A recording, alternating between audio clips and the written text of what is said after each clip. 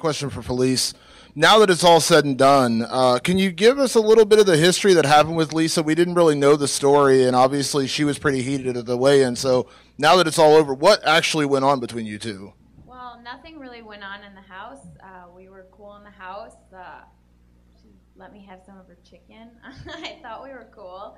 And then we were at the media tour, and we were on the red carpet, and we were supposed to take pictures for the media, and I went to put my arm around all the girls, and she's like, oh, you can go take your own picture in the back. And I was like, excuse me? I was like, what's your problem? I was like, why are you being such a biatch? Dana told me I couldn't swear on TV.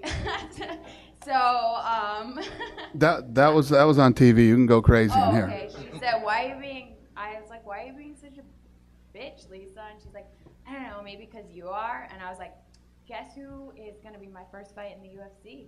And that's pretty much how it happened.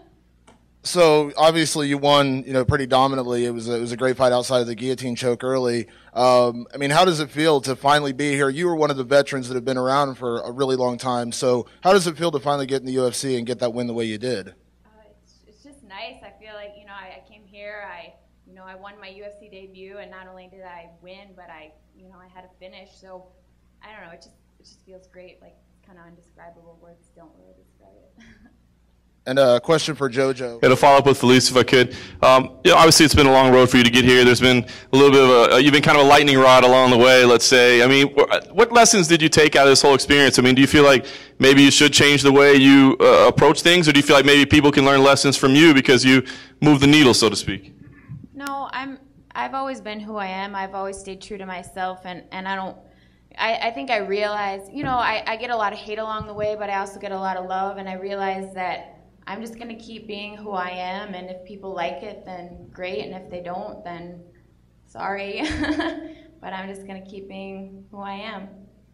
And what was the second part of the question? Basically, that was just if you felt like there were any changes you need to make at all, or if maybe people can learn from you that, sometimes you garner a lot of attention. Well, I think that, I'm